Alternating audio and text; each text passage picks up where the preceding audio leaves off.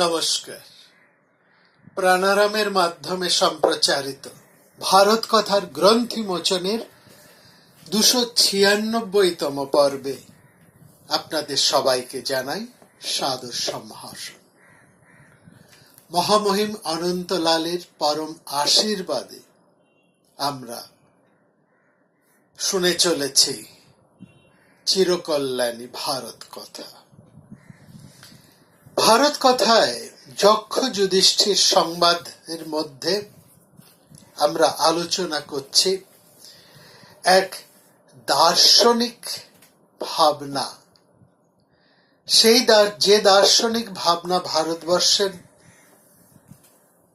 বহু প্রাচীন সময় হতে আধুনিক সময় পর্যন্ত যে চিন্তা ভারতবর্ষের চিন্তা স্রোতকে নানাভাবে ভাবিয়েছে, তাড়িয়ে বেরিয়েছে, সেটি হচ্ছে আকাঙ্ক্ষা এবং সন্তুষ্টির মধ্যে যে দ্বৈরথ রয়েছে, সেই ভাবনারই এক অন্যতম বার্তা আমরা এখানে শুনছি এই আলোচনায়।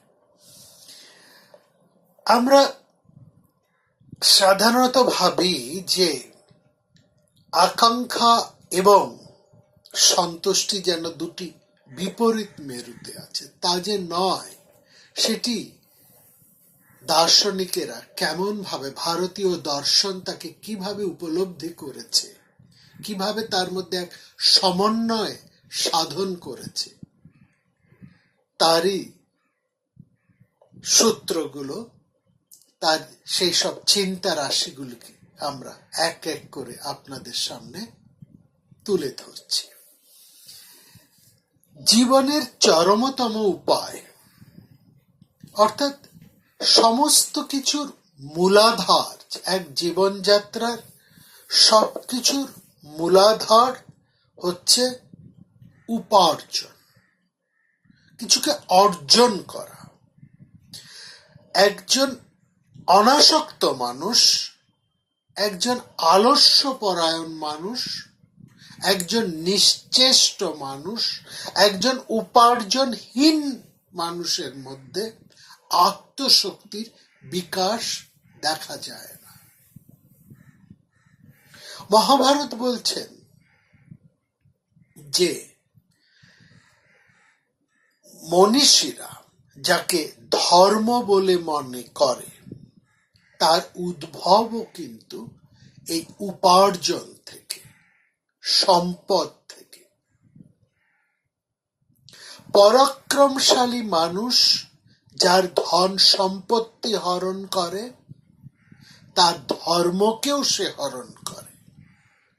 সেখানে একজন ক্ষত্রিয় বা একজন সাধারণ মানুষকে অর্জন করতে হয় তার জীবনযাত্রা কল্পে। জীবনযাত্রা চালানোর জন্য মানুষকে কিছু না কিছু অর্জন করতেই হবে। এই অর্জন থেকেই এসেছে উপার্জন। এখানে উপার্জনই সে মানুষের জীবনের মূল ধর্ম।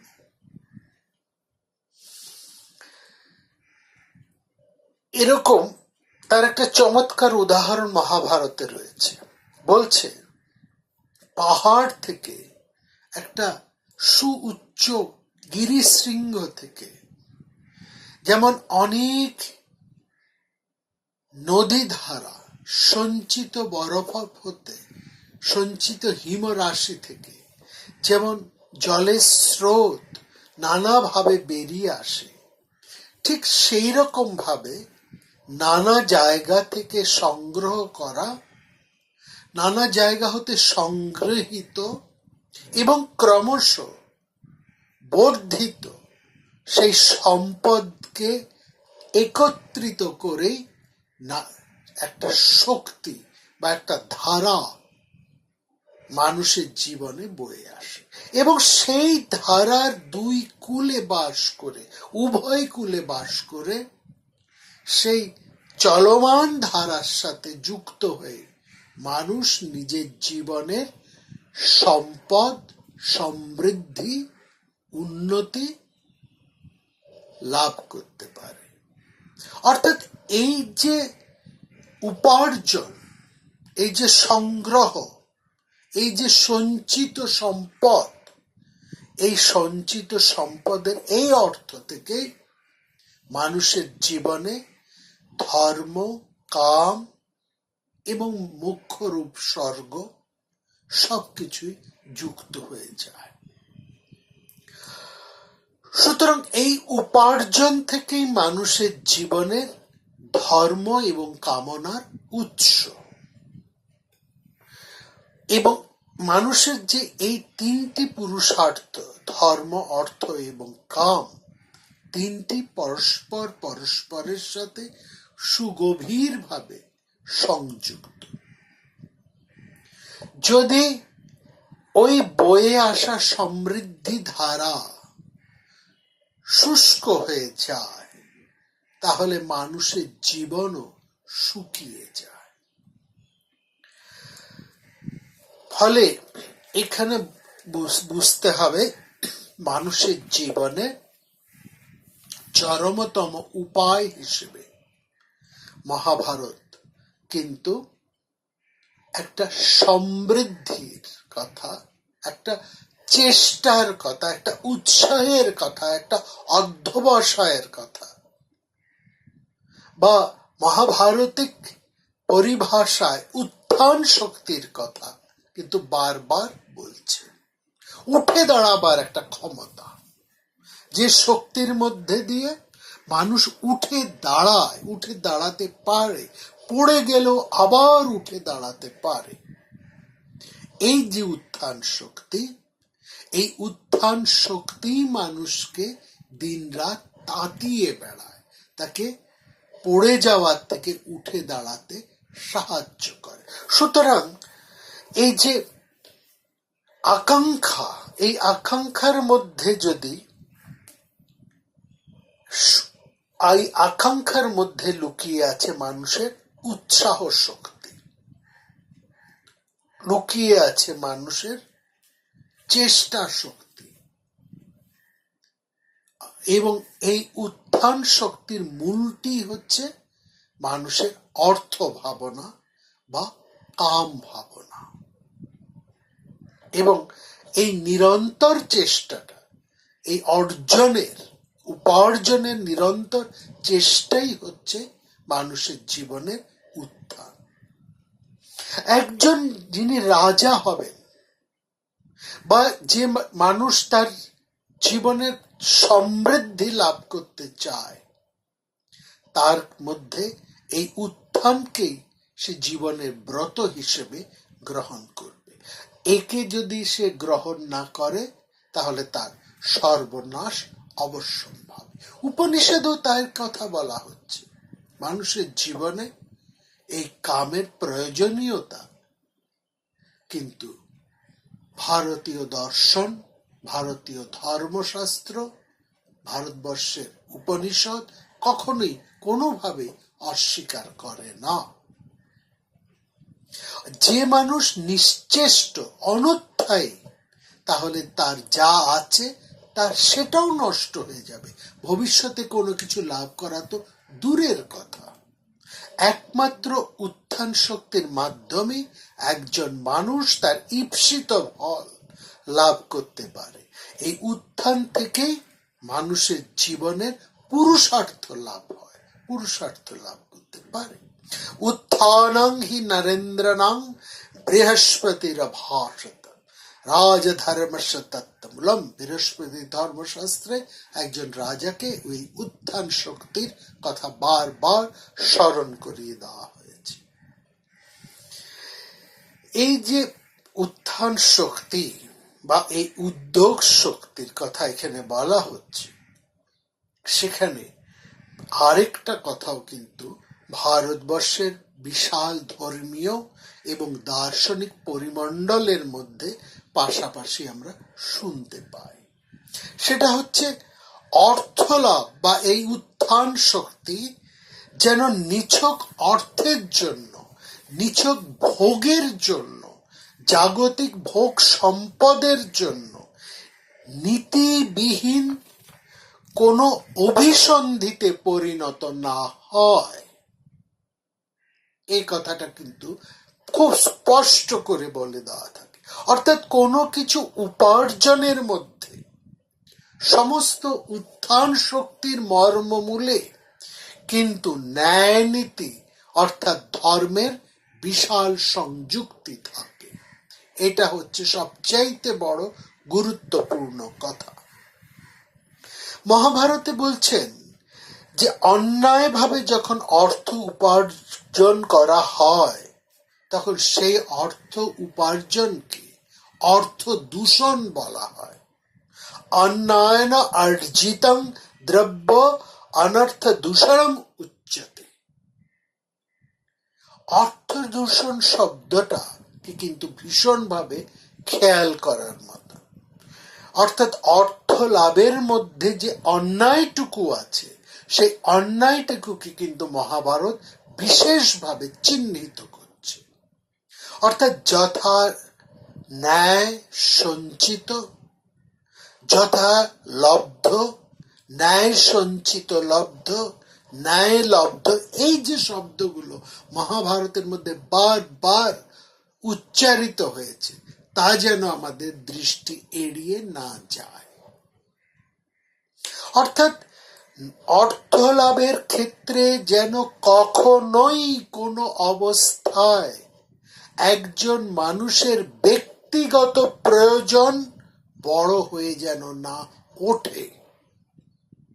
স্বার্থের কারো ব্যক্তিগত স্বার্থের তাগিদে যেন অন্যের স্বার্থ নষ্ট না হয়, তা অন্য কোনো মানুষের যাতে অনিষ্ট না হয় সেই দিকে বিশেষভাবে নজর দিতে বলেছে মহাভারত। এবং মহাভারতের সেই সময়ের আমরা যতগুলো স্মৃতিশাস্ত্র পাচ্ছি, অর্থাৎ সামাজিক আইনের পরিচয় আমরা পেয়েছি কম করে 17টি।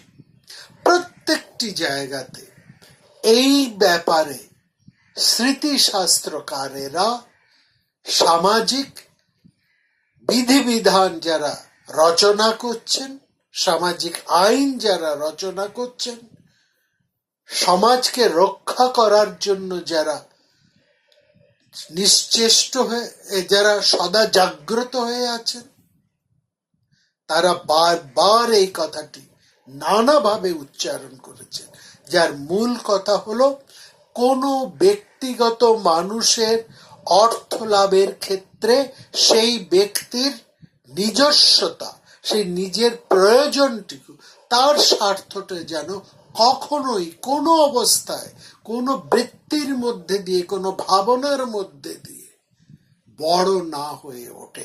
এমনকি কোনো মানুষের স্বার্থ পূরণের ক্ষেত্রে, কোনো মানুষের ব্যক্তিগত স্বার্থের পূরণের ক্ষেত্রে, এমনকি রাজার ইচ্ছা পূরণের মধ্যেও যাতে প্রজার অনিষ্ট না হয় সেই দিকে নজর রাখতে বলেছে সমস্ত স্মৃতিশাস্ত্রকারেরা। এমনকি আমরা মহাভারতের যদি শান্তি পর্বে যখন যাব তখন এই বিষয়ে আমরা আরো দীর্ঘ আলোচনা করতে পারবো, আরো বিস্তৃত আলোচনা করতে পারবো। সেই শান্তি পর্বে বলা হয়েছে একজন ব্যবসায়ী বৈশ্যের কথা আমরা পাই। সেখানে তিনি তার জীবনের উপার্জনে, তার জীবিকা উপার্জনের ক্ষেত্রে তিনি বলছেন কাউকে কোনো কষ্ট না দিয়ে অথবা খুব অল্প কষ্ট দিয়ে মানুষ যদি জীবিকা অর্জন করতে পারে সেটাই হচ্ছে সেই মানুষের জীবনের সবচাইতে বড় ধর্ম, বা এটি হচ্ছে একজন মানুষের জীবনের সবচাইতে বড় ধর্ম। কি না, কাউকে কোনো কষ্ট না দিয়ে অথবা কম কষ্ট দিয়ে। এই বৈশ্য ধার্মিকের নাম হচ্ছে তুলাধার।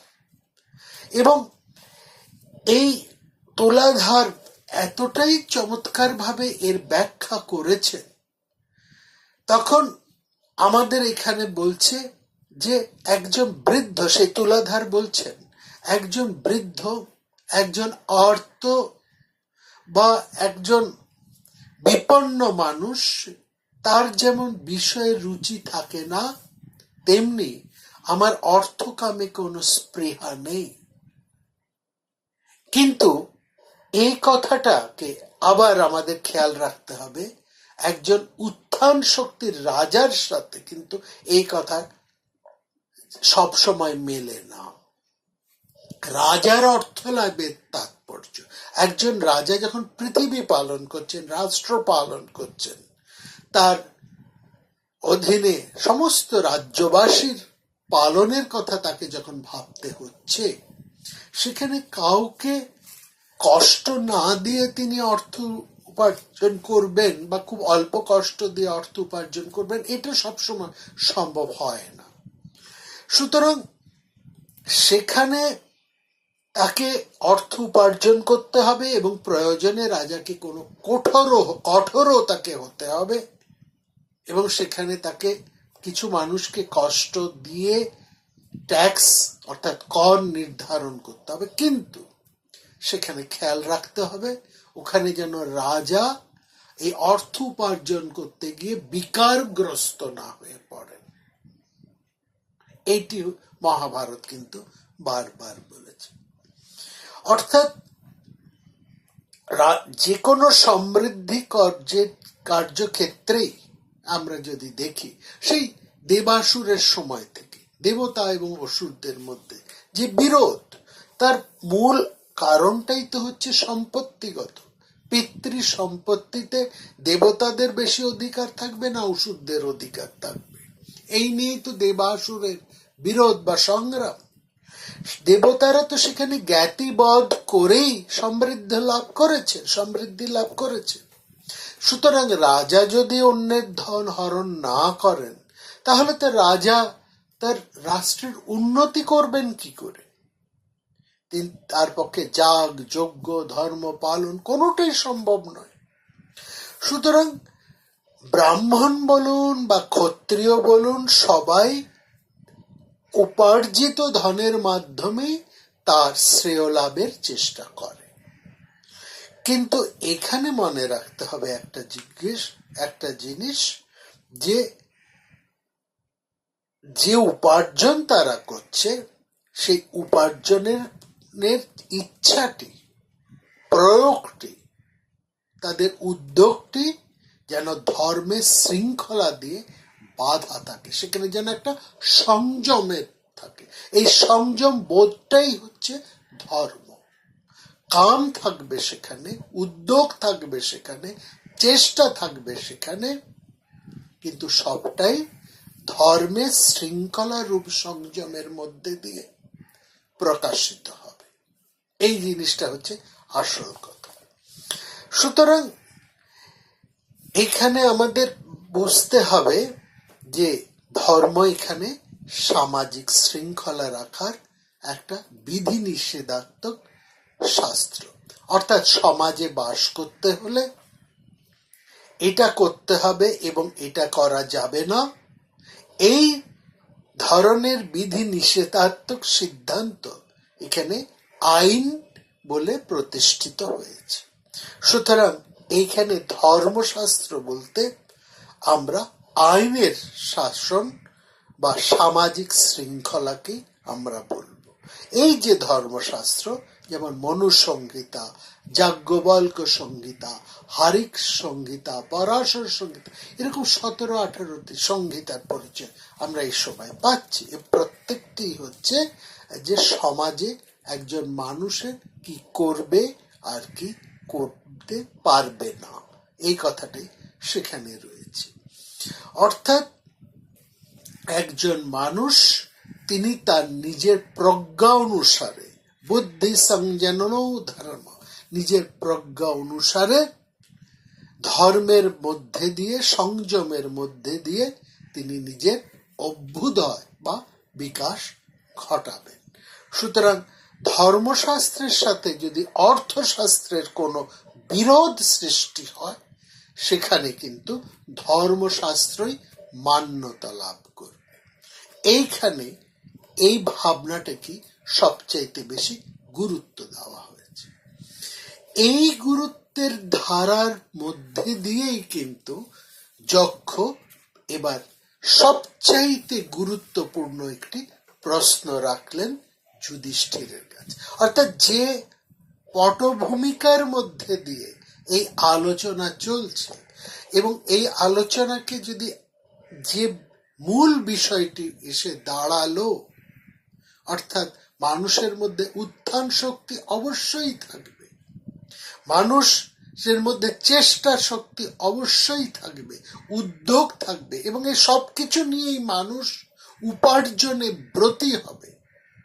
সে কর্মে বা কামে সে নিশ্চয়ই ব্রতী হবে, কিন্তু সমস্ত কিছুই একটা ধর্মরূপ শৃঙ্খলার মধ্যে দিয়ে একজন মানুষ, একজন রাজা, একজন উদ্যোগী তার জীবনের সমৃদ্ধি লাভ করবে। সেখানে প্রধান হবে ধর্মের শৃঙ্খলা। এইরকম একটি আলোচনার বাতাবরণের মধ্যে দিয়ে সেই চরম একটা প্রশ্ন এবার যুধিষ্ঠিরকে করলেন যক্ষ।